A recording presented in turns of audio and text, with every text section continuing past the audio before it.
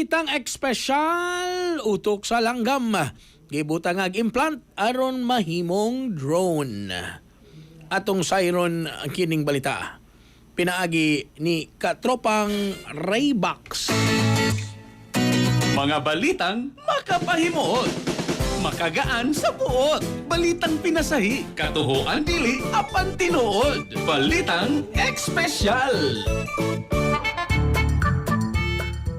Gipakita sa Russian Neurotechnology Startup nga niri ang teknolohiya nga makakontrol sa mga ordinaryong langgam pinaagi sa electrodes sa ilang utok og stimulator sa ulo. Gihimo silang biodrones o kaha cyborgs alang sa mga surveillance mission. Ang matag langgam mga katropa adunay solar power backpack nga nagdala og controller og kamera nga nagtugot sa pag-spy sa sensitibong lugar nga dili mabantayan. Mas gipanghambog kini sa niri nga mas maayo kini kaysa ordinaryong mechanical drones. Dili kini kinahanglan og baterya, makalupad o hangtod 480 kilometro kada adlaw ug makasulod sa restricted airspace. Bisan pa sa giingong gamit sa inspeksyon o rescue na balakang mga eksperto nga posibleng magamit kini sa covert surveillance o espionage sa militar. Plano pa sa kumpanya nga gamiton ang mas dakong langgam aron makabuhat og mas bugat nga gamit mga katropa. Anyways, sa atong mga katropang kalalakinan nga grabe kahapo sa lawas og wala nagyoy igong energy panahon sa kama. Mga katropa, di ay Turbo Food Supplement for Men gama sa Yes to Health Incorporated nga dunay maka og clavo huasca nga mooy mo pa energy nimo mahatag og boost siya nang imong libido mga katropa nga makakumpati kapag yun sa imong asawa. Safe imnon 30 minutos sa dili pa inyong labing-labing pag turbo na. Kaysa turbo, wagas ang lakas. Alang sa naghiusang Pilipino para sa Pilipinas, inyong